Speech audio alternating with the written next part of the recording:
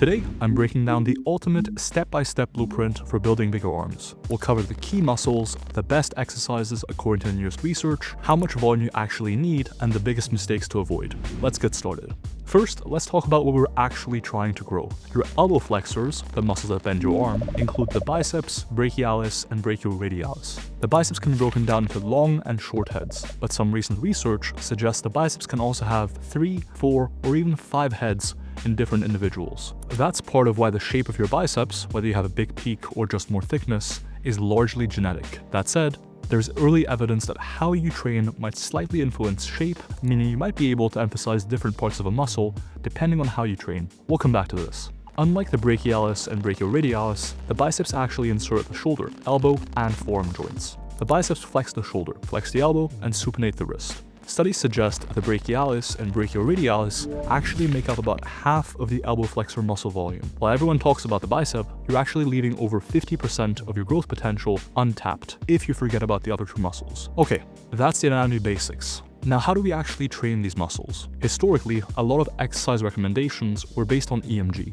basically how much electrical activity a muscle shows during an exercise. But honestly, EMG has a lot of limitations. As Vygotsky and colleagues have pointed out several times in their review studies, EMG is not a validated predictor of muscle growth. My public service announcement: don't rely on EMG to pick exercises. So nowadays, I pick exercises using different criteria, which are based on dozens of studies. Here they are. Luckily for us, we do have studies looking at arm growth from different curl variations. 3 studies have looked at preacher versus incline curls. The general trend: incline curls tend to be better for bicep hypertrophy than exercises that shorten the biceps, like preacher curls. Incline curls put your shoulder into hyperextension, giving the biceps a deeper stretch, and this might be key for growth. For the brachialis and brachioradialis, on the other hand, shoulder position doesn't matter. After all, these muscles don't cross the shoulder. These 3 studies suggest that preacher curls might cause more brachialis and brachioradialis growth, potentially by increasing resistance in the stretch for these muscles. Preacher curls might also help build more muscle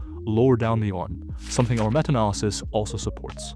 Loading the stretch seems to encourage that kind of regional growth. So, if like me, you find that your biceps never quite fill up your arm, you could try incorporating more preacher curl variations. Clearly, the stretch seems to work for the elbow flexor muscles. So, should we just go all in on the stretch and skip the contraction altogether? A study by Hinson and colleagues compared doing only bench cable curls with extra bicep stretch and resistance in the stretch to doing half your bicep training as bench cable curls and half as cable preacher curls, emphasizing the peak contraction.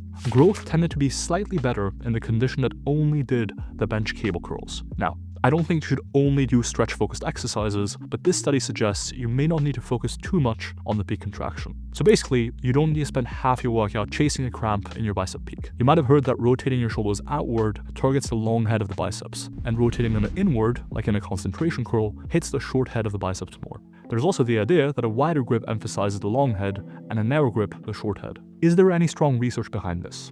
Not really. Right now, it's more bro science than actual science. So my advice is to pick whichever grip is most comfortable. One thing EMG research does consistently suggest is that a supinated grip with your palms facing up causes higher EMG readings for the biceps. A neutral or pronated grip decreases EMG readings for the biceps, but increases them for the brachialis and brachioradialis. So I recommend doing at least 2 dedicated bicep exercises on top of your back training. One focused on a deep stretch, which emphasizes the biceps, like incline curls or bench cable curls. By extending the shoulder behind us, we get a deeper stretch on the bicep muscles. The other exercise should focus on loading the stretch for the brachialis and brachioradialis, like hammer grip preacher curls. Using a hammer grip might emphasize the brachialis and brachioradialis a bit more, but feel free to use any grip you prefer.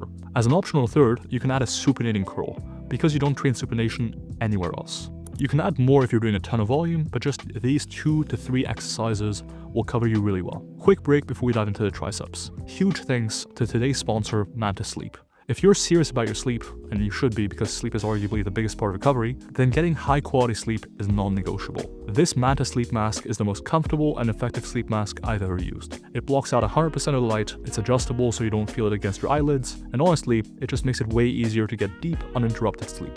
It also feels like the most durable sleep mask I've ever used by a long shot. If you want to upgrade your recovery, check out Manta sleep masks through the link in the description below. Use code WOLF at checkout for a discount and to support me. Alright.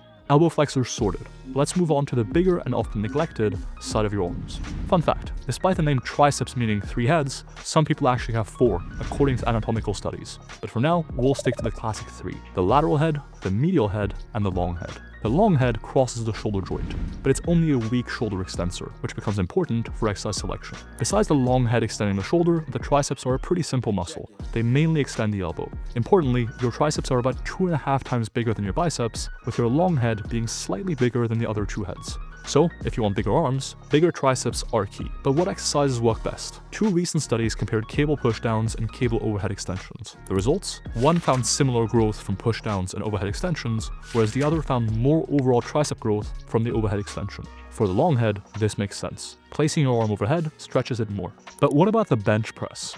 Many lifters swear by benching for tricep growth. A study by Verdal and colleagues compared the barbell skull crusher to the wide grip bench press and measured growth of the lateral, medial, and long head of the triceps. The bench press resulted in only about half the total tricep growth compared to the skull crusher. However, things get interesting when we look at each individual head. The skull crusher basically didn't grow the lateral head at all, whereas the bench press stimulated some solid growth there. For the long head and medial head, on the other hand, the skull crusher caused a lot more growth than the bench press. Now, I personally think that if they had used a close grip bench press, which allows you to focus on the triceps more and get a deeper stretch, the bench press would have done better.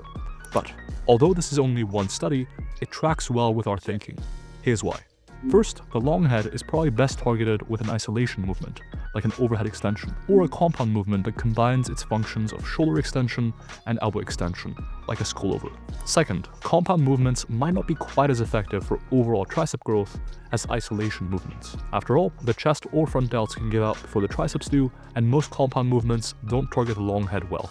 Finally, compound movements can do a decent job of training the medial and lateral head. So, lifters who swear by benching for the triceps didn't completely miss the mark. The researchers also looked at the effect of exercise order. Skull crushers first, then bench, versus bench first, then skull crushers. For triceps, it didn't really matter.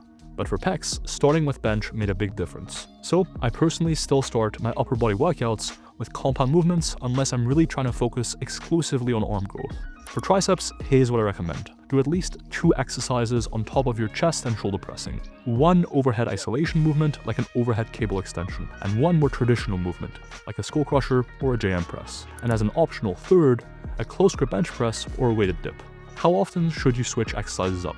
If you've got a solid exercise setup, you really don't need to change it often. Maybe every few months or when you get bored. There might be some small benefit to novelty once in a while. The research isn't quite clear yet, but it's not something you need to obsess over. Okay, so those are the exercises you should use, but how do you actually add these into your routine? Let's start with volume and training routine science. This is where most people mess up. Compound movements will give you some growth, but the arms are just like any other muscle. For best growth, you need direct training. But how much volume should you do? The biggest study by Pellon and colleagues suggests you can see really solid growth with around 20 fractional sets per week. Or, if you really want to bring up your arms, around 30 to 40 sets. That might sound like a lot, but remember, chest and back training does count. Previous studies have found substantial bicep growth from pull downs and dumbbell rows, and tricep growth from bench pressing. If you're doing 20 sets of pressing and pulling each week, that's already about 10 sets for your arms passively. So, if you're targeting 20 fractional sets, add about 10 direct sets of curls and extensions. If you're going for 30 to 40 fractional sets,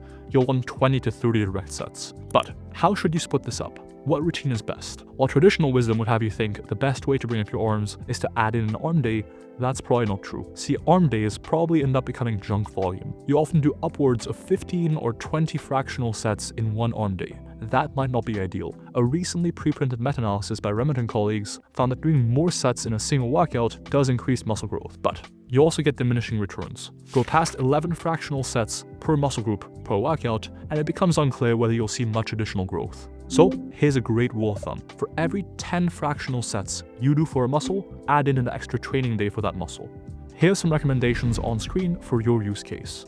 One of the biggest reasons people don't see the arm gains they want is simply not training hard enough. Some lifters put maximum effort into their compound lifts, then take it easy the rest of the workout. The biggest meta-analysis on training to failure clearly shows the closer you push a set to true failure, the more muscle you grow. Personally, I take the first set 1 to 2 reps shy of failure. Then, on the last set, I either take it to failure or even past failure using partials. Plus, a study we recently published found around 40% more growth training past failure compared to just going to failure. Because arms are relatively small muscles, this isn't too fatiguing, but it gives you a little bit of extra stimulus. As far as rep range, both low reps and high reps do work. However, both research and practical experience suggest that low to moderate reps, say 5 to 12 reps, are usually easier to push hard with. Mix in some higher rep sets for variety, but base most of your training in the 5 to 12 rep range. A common mistake is to try hit a heavier weight too soon, compromising technique in the attempt. Even with a heavier rep range, you won't be adding weight every single week on every exercise. My go-to progression for arms is simple: double progression on the first set. First, add reps week to week until you hit the top of your target range. Then bump the weight up and start the cycle again. Most people also take too much rest between sets for arm training. We recently analyzed all studies on the topic of rest times for muscle building and found that 1 to 2 minutes of rest maximized growth. I rest around 60 to 90 seconds between sets, just long enough to catch my breath, shake out some fatigue, and hit the next set hard without wasting time. Let's talk about special techniques for the arms you can use. For both biceps and triceps, research consistently shows that training in a stretch position is key. 4 studies on the topic of the stretch have been done in biceps and 4 in the triceps. You consistently see the same or more growth from emphasizing the stretch. Full range of motion works well for the arms, no question. But you can also experiment with doing lengthened partials, either as the full set or past failure. My favorite technique for arm training is supersetting the biceps and triceps, a non-overlapping antagonistic superset. Since the biceps and triceps have opposite functions, you won't hurt performance by supersetting the two. In fact, 2 studies in the arms have found similar arm growth from supersetting while shaving up to 40% time off your workout.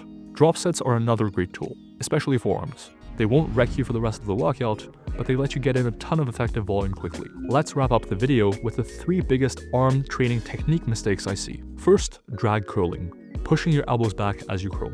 Yes, you can lift heavier, but it shifts tension off your biceps onto the brachialis and brachioradialis. This is because you're lengthening the biceps at the shoulder while shortening it at the elbow.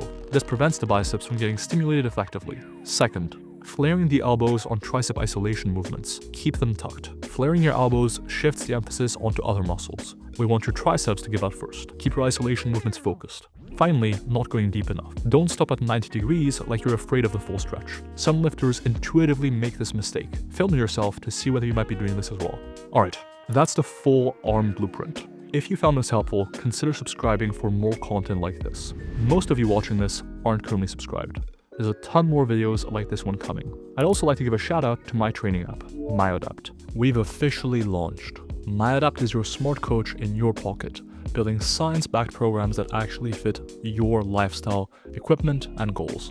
Whether you want to grow bigger arms, train in a home gym, or just finish fast on a busy day, it adapts around you. Go to myoadapt.com now and start your free trial to lock in a lifetime discount, available for a limited time only. Have a phenomenal week, and I will see you in the next one.